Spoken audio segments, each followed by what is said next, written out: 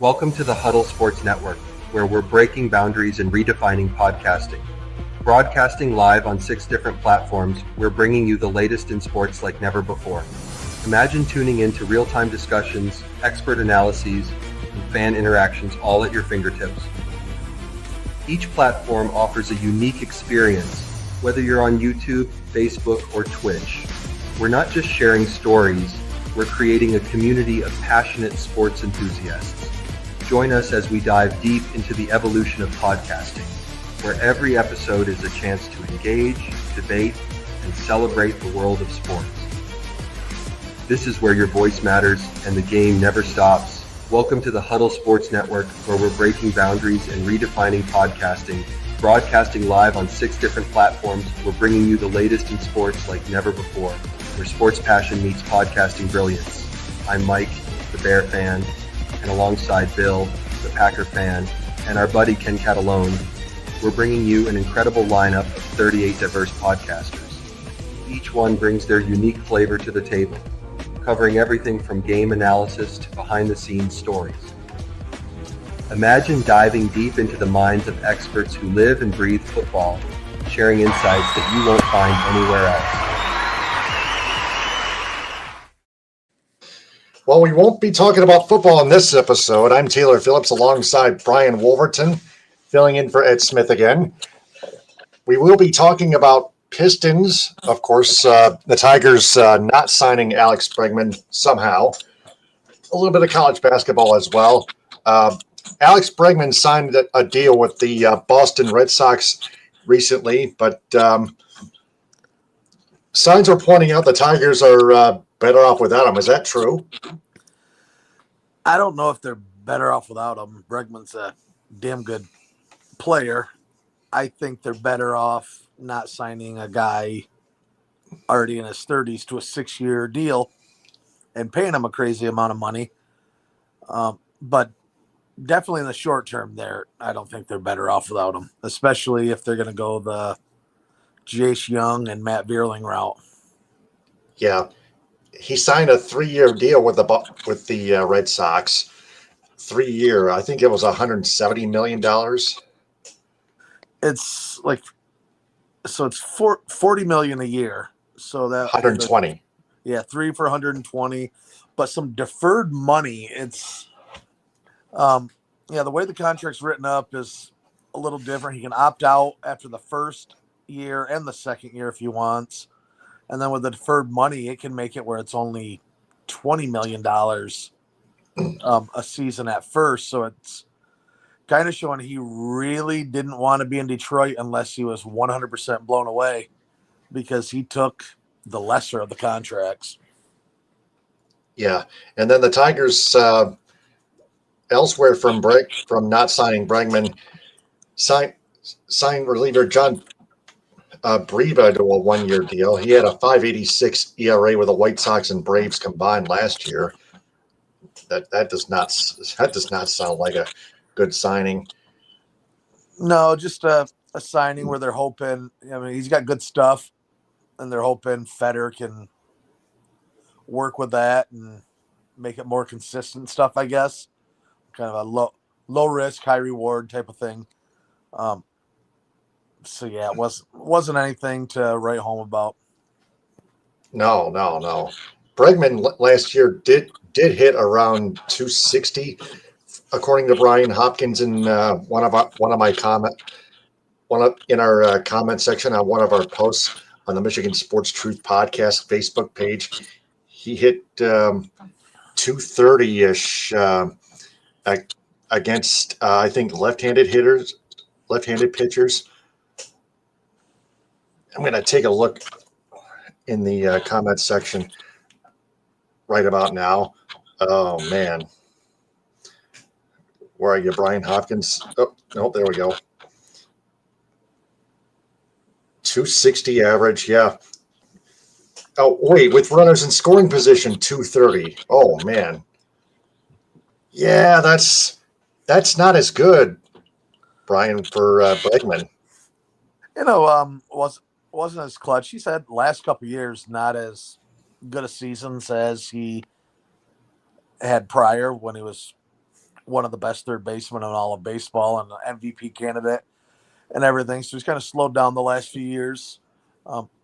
Doesn't hit that well away from Houston. So I think that was a big concern with fans and also with Bregman himself. If he were to come to Detroit and hit in Comerica, he's, been in that bandbox that they got there in Houston with the short left field porch they got over there. And then coming to Comerica, it can really mess with the player coming to Comerica, where it's big. It's a doubles ballpark. It's not a home run hitter's ballpark. Yeah, no, it's not. Well, the Pistons are 29-26, still in sixth place. They're in good shape. They swept the Chicago Bulls 132-92 and then 128-110, both at United Center the past week before this All-Star break that's going on. Yeah, that first game was a laugher. They were up by clearly 40 at half. It was crazy, and then led by 42 at halftime. Yeah, just cruise to victory, and then Chicago the next night comes out a little motivated because they're probably embarrassed. As expected, yeah. Yeah, kept it a little close for a bit, and then, Pistons just pull away after that. They're playing some pretty solid basketball right now. Yeah, they are. The Pistons are playing really, really good basketball. Yeah, they really are. Led by Cade, and since the injury to Ivy, a player who's really been stepping it up, who I think was struggling earlier in the year, was Tobias Harris. He's been playing solid as of late and giving them that little extra scoring punch and a little extra rebounding. Next man up. Yep, and Duran, he struggled earlier in the year, wasn't like always motivated to come out. He's played pretty well the last month. And now that you're starting to see Asar Thompson get in the lineup a little more and get his cardio back from that blood clot with missing all the time, he's starting to play really well and showing the type of freak athlete and great defender.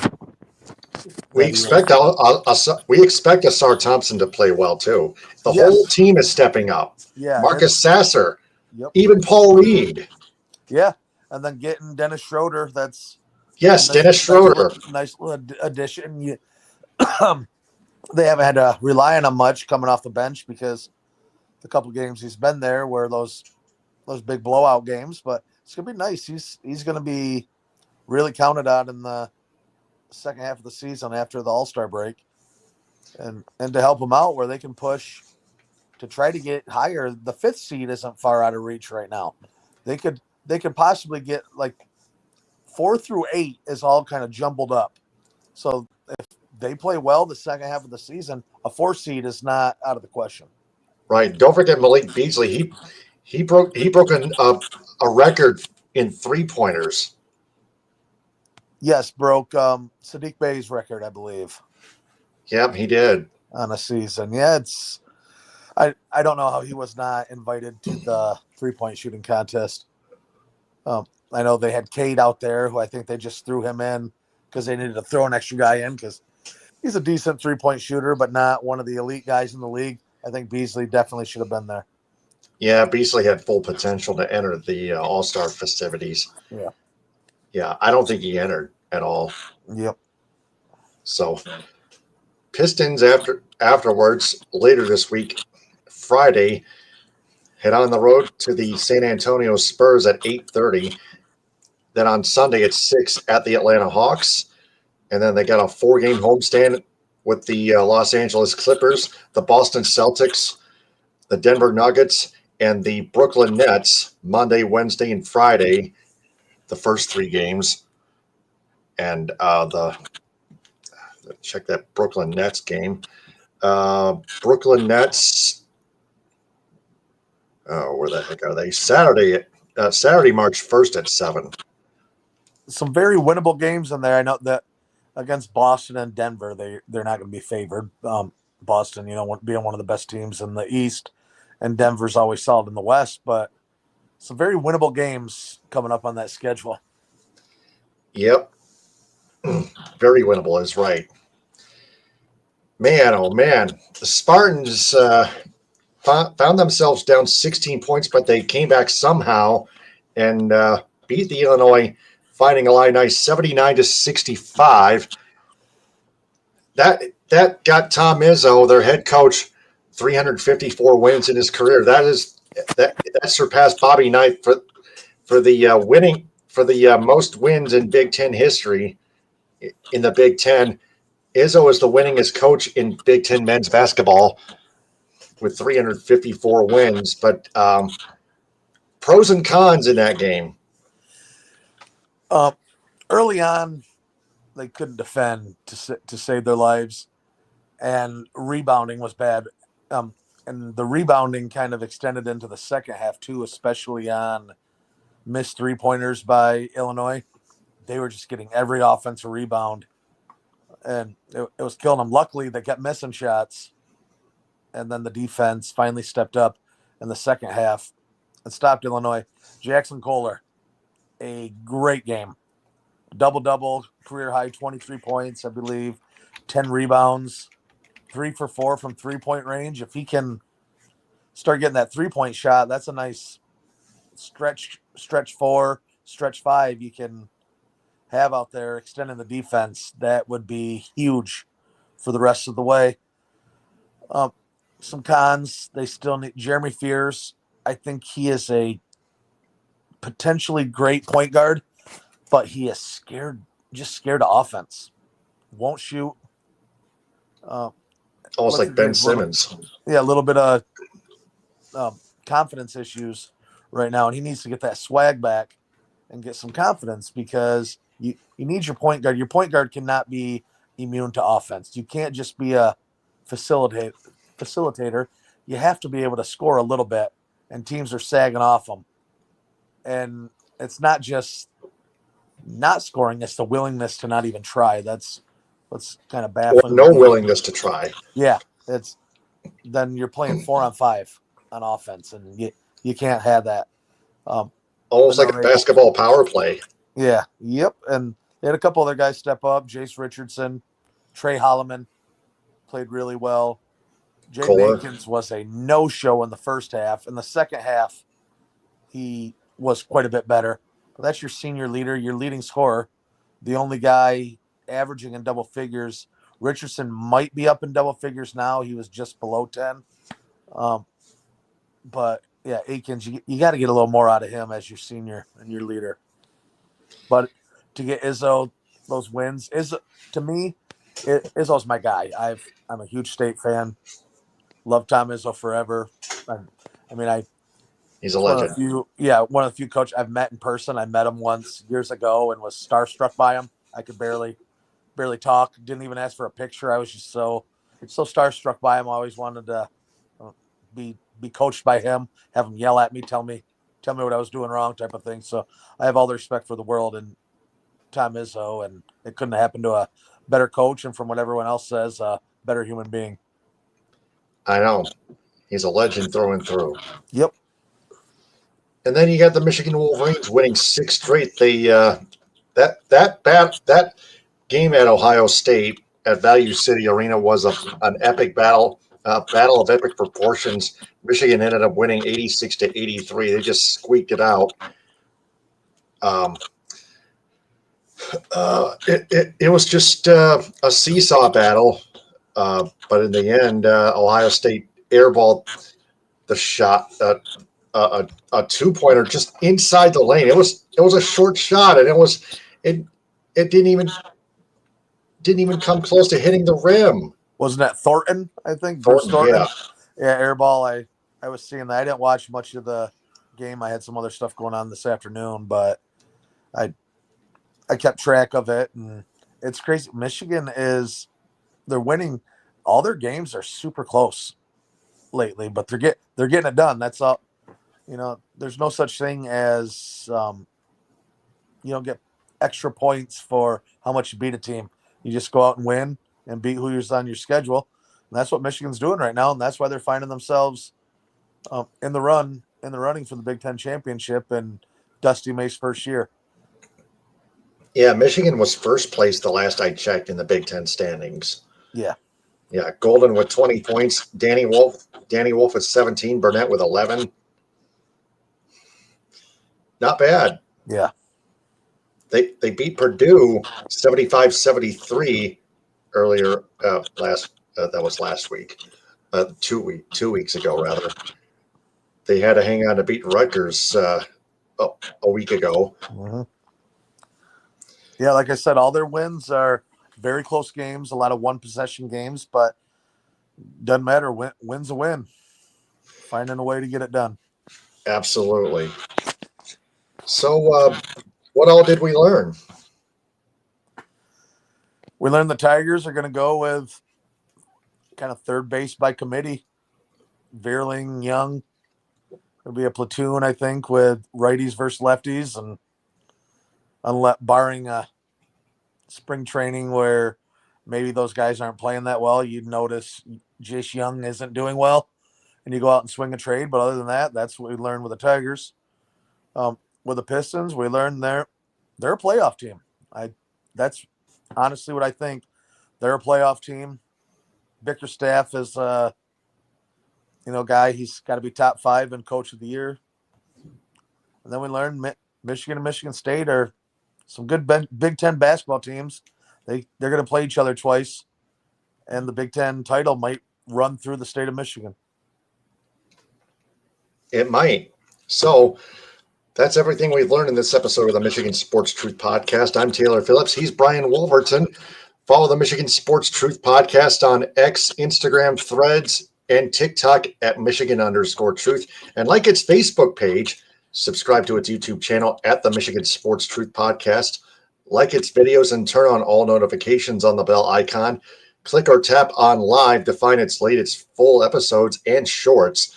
Follow it and listen to it in audio form on Spreaker, or also join its supporters club. Follow me on X, TikTok, Instagram, Blue Sky, and YouTube at DT2Phillips. Follow Brian Wolverton on X at bballj7985brian. And follow my other co-host, Ed Smith, on X, Instagram, TikTok, Twitch, Blue Sky, and YouTube at EdSmith313. Business shout-outs go to Athletico Physical Therapy on Wolverton and Ferndale, the B4 Foundation, Cadillac Grill, Cadillac Nutrition, Cadillac Horizon Books, Cali Tickets. Call 877-225-8425 or visit CaliTickets.com. Cops and Donuts in Clare, Gaylord, Bay City, and Mount Pleasant. Front Porch, Suttons Bay. Creative Embroidery, cuts by Melanie in Lake City. El Cilantro Taco Shop in Petoskey. Hooters of Saginaw, Flint, and Taylor. It's a Denise Jewelry in Lake City. Let's roll with it rolled ice cream. Last week's flavor of the week was tiramisu. Edo Ramen, The Jagged Fork, Erica and Nita of Traverse City Real Estate. Meyer, Michigan Coffee Company, Northern Auto Lab, Northern Star Event Rentals. 231-884-8195 and on Facebook. Positive Chimney and Fireplace, Pro Quality Cleaners, Raven Social Restaurant, United Barber in Birmingham and Ferndale, United Food Service Solutions of Grand Ledge, Michigan, Fletcher's Pub, Texas Corners in Kalamazoo, United Mobile Power Wash and Dry Ice Works in Southfield, J&H Family Stores, Alpine Chocolate House in Boyne City, Manistee, Gaylord, Plymouth, and Sault Ste. Marie, Detroit Wing Company of Traverse City, the Michigan Theater of Jackson, Northville Sports Den downstate, Simply Delightful, and Well-Being with Catherine Palms. The Michigan Sports Truth Podcast is a presentation of the Huddle Sports Network. We'll be back another time. For Brian Wolverton, I'm Taylor Phillips on behalf of Ed Smith. Signing off. We observe and detect the truth about Michigan sports because the truth is out there. Stay on the lookout. Ta-ta, hit him with a hind. Have a good night.